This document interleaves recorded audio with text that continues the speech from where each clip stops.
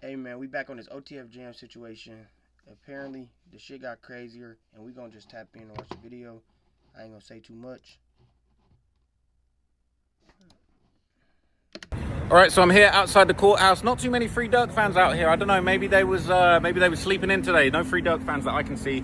But basically, there was a very crazy update, and what ended up happening was basically OTF Jam was back on the stand for the whole first half of the day. He ended up saying some pretty crazy comments, especially at the end. So I'm going to start at the end and work backwards. But they basically asked Jam. They said, "Why did you choose to cooperate? What was your motivation for this? Why did you turn on Lil Durk?" And he basically said, "I was mad at Lil Durk for putting me in that situation, and I'm still mad at him now."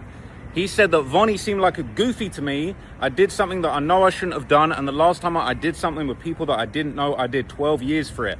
I was doing this for Durk's selfish reasons. Maybe Cuz and Dee Dee had a reason to do it. I didn't have no relationship with Von. I basically didn't know a whole bunch of these people that were sent on the hit. He basically said, "I feel like Durk sent me on selfish bullshit." He said, "I can't forget all the support that Durk gave me, especially when I was locked up. I can never forget that. I still got love for him." But he says, "Look, I know how it looks now, but I still got for him. Blood was there for me. I can't forget that, and I feel bad for telling, but at the same time, I still love him, but I don't respect him." I run a podcast, so Man, what the fuck, man? Damn, Jam. He said that he could be killed for his testimony for cooperating, and then he also kind of pointed out a couple of things that really just motivated him, that why in this occasion did he decide to tell. He explained there were multiple reasons. He said he felt like the hit was done sloppy. It was done with people who shouldn't have been there. Obviously, he said that he thought Vonnie was a goofy, and he said there's a big difference between doing something to somebody that you don't like, but he said in this case he felt like Lil Pab ain't have nothing to do with it. He said he felt like an innocent man got killed, and it weighed heavily on him. He wanted to get it off his chest. He said he didn't think it was guaranteed that he would get caught, but he thought about it. He thought it was hot. He said, "Why do we go and do this in LA with all them rich people and actors around?" He said that was a bad place to do a hit. So the prosecutors actually asked him, they said, "Look, you testified and you pled guilty for your role in the LA shooting as well as 2 other murders. You know, what are you hoping for from this?" He said, "Well, I'm hoping for a reduction in my sentence," but he made it clear there's been no promises made. He's not getting out. I'm not going to lie to you, Jam having 3 bodies, he probably shouldn't be out here walking around straight after this. But he basically said he pled guilty with the 2 other murders, and you know, he just basically wanted to get it all off his chest. And he said it was weighing heavily on me what happened to Lil Pab, and he saw an opportunity and he took it. So it was some pretty crazy testimony. That last part when they kind of broke, you know, he said it straight out. Damn, I ain't know Jam had 3 bodies. Well, I take that back. I didn't know that. That's why he was in jail for 12 years. I'm dumb as hell. Out of his mouth, he said, "I still got love for Durk, and I can't forget what he did for me, but he put me in a bad situation with some goofies. It was selfish, and I'm not rocking with it." So that was pretty crazy, but there was a whole lot of other crazy testimony that Jam put across, and I'm going to tell you all about it in different videos. So stay tuned. I'll keep you guys updated on everything, and yeah, it's going to be a crazy day. I think he's going to be up there all day, maybe even into tomorrow. So we just got some crazy new information about how it went down when Jam got arrested and decided to start cooperating with the FBI. So apparently he was arrested in 2023 for something completely unrelated. He was pulled over in a car that apparently had a gun in it while he was still on parole from that attempted murder case that he just got out after serving 12 years on. And he basically said that at that point he decided to talk to the FBI. He wanted to get it off of his chest. The Lil Pab murder was weighing on him. He felt like Pab was an innocent man and that he'd been sent on a dummy mission with some goofies by Durk for selfish reasons.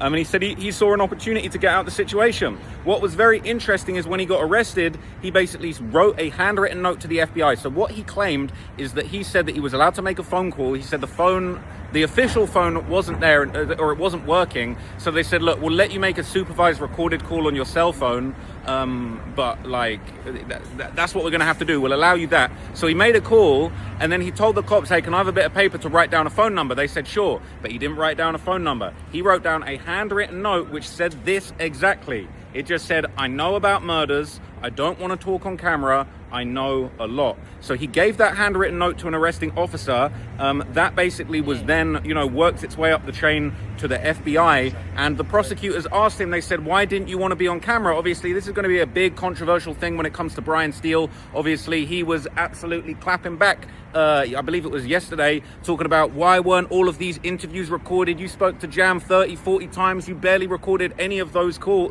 interviews. Well, this is kind of a slap in the face to Brian Steele, because Jam said specifically, I don't want to be on no camera. And they said, why didn't you want to be on no camera? Now, this is crazy, all right? He said, well, I didn't want to be on camera because a lot of people have been getting exposed on their body cams doing embarrassing shit. You know, they be getting exposed on social media for telling on the body cam, snitching, crying, which is obviously a reference to a very infamous Chicago video. There's a page right now that got everybody mugshot on that motherfucker, and they post daily. I'm not fucking with that shit. Where, you know, one of the shorties from over there was kind of apparently caught on a case, and he was bawling out, crying to the cops. And there's been a lot of rumors about whether that case was connected to the Jam case, whether that kid that was crying in the body cam footage might have had a dirty gun that Jam had used in a different murder. So Jam made direct reference to that. As I would have said in my previous video, Jam made it clear. He said, look, he was mad at Lil Durk for putting him in that situation. Even though Durk did a lot for him, he basically said he's still mad at him. He put me in a situation with goofies. He didn't trust Vonnie. He didn't know why he'd been put in that situation with him. And basically that's why he decided to make that decision and speak to the FBI. Who knows what sort of time he's going to get? I mean, allegedly, not even allegedly, he has admitted to 3 murders, and, you know, allegedly there's more. So he definitely getting some serious years. I can't imagine them just letting him go. But they made it very clear. He's not been offered a deal. They've not promised him no time. He's not getting out of everything. He basically is leaving it in God's hands and cooperating. And he didn't say I cooperated to get out of time. He said, I felt bad about this. It was weighing on my heart, and Pab was an innocent man. So a lot of the Durk fans have been saying there's no evidence, no one was ever paid, there's nothing. But it turns out, apparently, Durk might have actually finessed all of the hitmen, allegedly, out of any money. So we heard yesterday that there was a conversation in a studio where Durk basically said to a bunch of alleged OTF members, like, look, anybody that kills Quando or Lil Tim, you're going to be straight. And somebody said, are we talking like half a ticket or $1 million? And Durk just said, hey, you're going to be straight. You ain't going to have to worry about nothing. So basically, apparently all these hitters that got involved in this hit went and did their thing. It sounds like nobody ever got paid. OTF Jam said he never got paid anything by Durk, even though he was definitely expecting something. That's why that nigga snitching right now. He wanted that motherfucking money. As far as the murder, he says he was never paid anything. But what is interesting is that he said, all right, because Brian Steele was licking his lips thinking, oh, he didn't get paid, this is going to be lit. But then the feds basically said, but you were expecting something, right? Because that conversation in the studio, people talking about meal tickets and Durk saying you ain't going to have to worry about nothing. He was like, yeah. And then they said, Jam basically said, look, I was never a rapper. I'd never dropped a verse in my life. And then within a few months of the murder, I was recording my first song, The Federal Freestyle. I got paid $10K for that, and it was on the OTF Loyal Bros album, okay? I think it was Loyal Bros 2. Obviously, I've said before that this album is like the ultimate self-snitching album. It's basically got back-to-back confessions. Booney Mo got a song on there called They Know That We Did It, all right? So that's what was going on, okay? He got his 10K, but apparently everyone was getting finessed. Apparently, 2 of the other shooters that were there, they were basically on Vonnie's ass talking about when we're going to get paid at the In-N-Out. And apparently, Vonnie gave him the slip. He basically put him on the phone with Durk and said, basically, they was asking, yo, Vonnie, are you going to straighten out the money? They got Durk on a FaceTime, and he said, I got them. They're going to be straight. And then they left. So I don't know if Durk ever paid him anything after that. It sounds like Durk might have inferred that people was going to get $500,000 to $1 million for killing Quando. And then basically, he just didn't give nobody nothing afterwards. Maybe he thought that was going to be slick. And like, oh, if I promise hitmen something and don't pay them, then are they going to be able to get me? I'm not sure that's really going to fly. But I'm sure if anybody is going to make that point well, it's going to be Brian Steele. But that was pretty interesting. I'm not gonna lie, Jam getting 10K to appear on that project definitely was interesting. I thought they were gonna play the Federal Freestyle. They didn't play it, they just showed it. They showed the cover art for Loyal Bros 2. And I ain't gonna lie, the Loyal Bros 2 cover art was looking sus too. It's just 5 hooded masked individuals, and you thinking, wait a minute, isn't that exactly what was sent to go and kill Lil Pab? So that wasn't really a great look either. I'm not sure if too many people picked up on that. But yeah, you know, this whole thing of the hitmen being paid, and obviously it wasn't mentioned, but even there was a lyric that was shown earlier. You know, Brian Steele lied and said it was Quando when it wasn't. It was another Savannah rapper. But that song where they said, oh, shout out Lil Tim, I mean King Tim, it wasn't Quando. Brian was wrong. But what they didn't draw attention to is elsewhere. He basically said, oh, I heard there's a meal ticket. And obviously the rumor was it was going around pretty much within weeks of Von's death that there was $1 million bounty on Quando's head. So arguably that's been proven to be true, but not many people have pointed that out yet. But anyway, that's my opinion. I'll be back with some more updates for you guys soon. Oh my gosh, so I just heard something crazy in the courthouse about Durk. So Jam, he's on the stand, he's going crazy up there. When Durk allegedly was on FaceTime with him before the hit, Durk told Jam, hey, go crazy. Well, I guess he wasn't expecting him to go this crazy, but allegedly Jam was pissed off about what was going on with the hit, he felt like Pab was an innocent man. He felt like he had been sent on a dummy crash out mission. He didn't know Von like that. He wasn't part of the beef. He was frustrated, and he felt, low-key pissed off with Durk that he had sent him on the hit. He actually allegedly FaceTimed Durk to confront him about this, and he said that Durk answered, and he was at his crib with OTF C3, all right, and he said, I asked Blood, he said, I said to Durk, like, out of 1 million people you could have sent on this mission, he said, I just did 12 years. Why do you have to send me on that dummy mission with a bunch of people I didn't know? And apparently Durk cut Jam off. He didn't even let him finish. And apparently Durk just responded with a smile. He said, I love you, Jam. He said, y'all didn't hit Quando, but you hit Pab. Pab counts. He was on the internet saying he was smoking on Von. And he can't say that no more. And he was just smiling. He said Pab had been disrespectful about Von's death and that basically it counts. That's apparently what he said.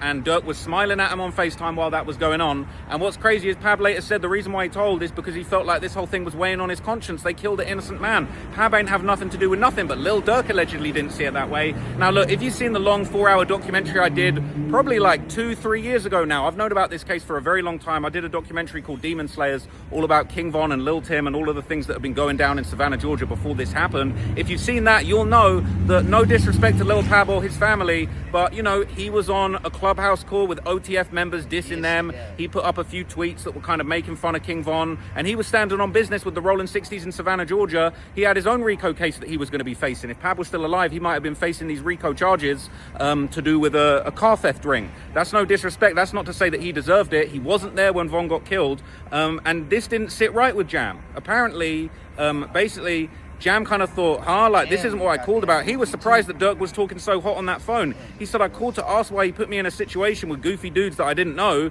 And then he just starts talking about, I love you.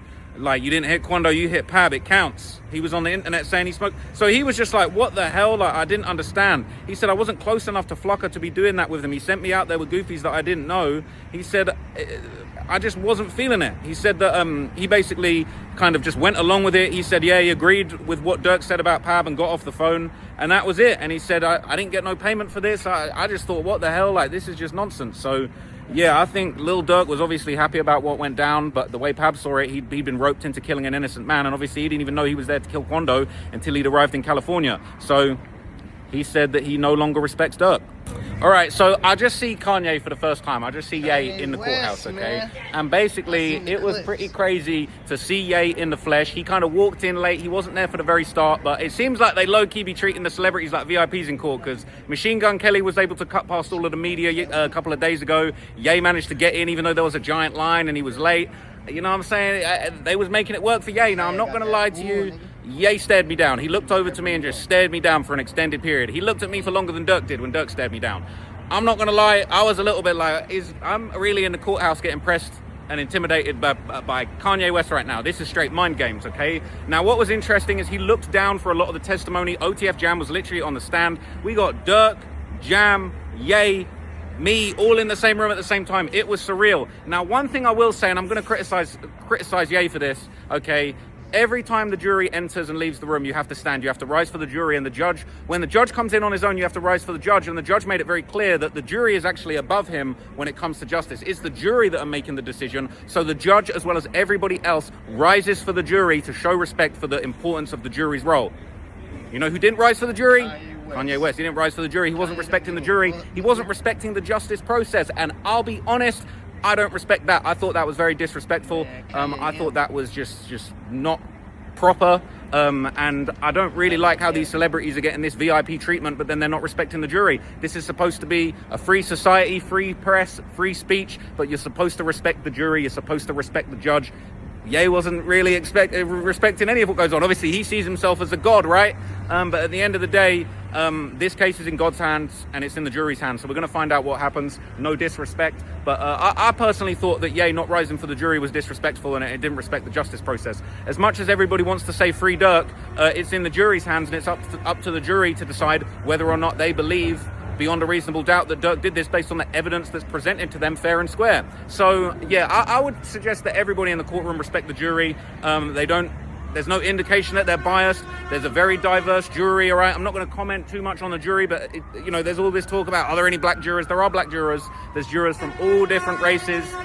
I don't know nationalities. I've not spoken to any of them, and I don't plan to. But anyway, it looks like there's something going on in these streets now. There's some crazy ambulance pulling up. But I will see you guys next video. Yay, disrespecting the jury. Not feeling that.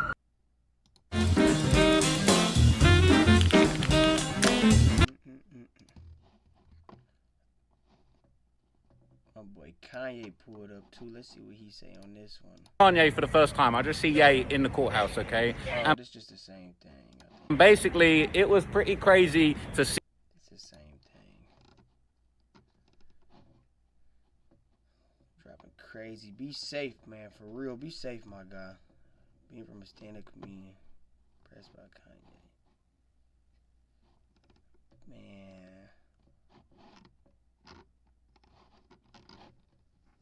Man, I appreciate whoever stayed to the end. Like, comment, subscribe.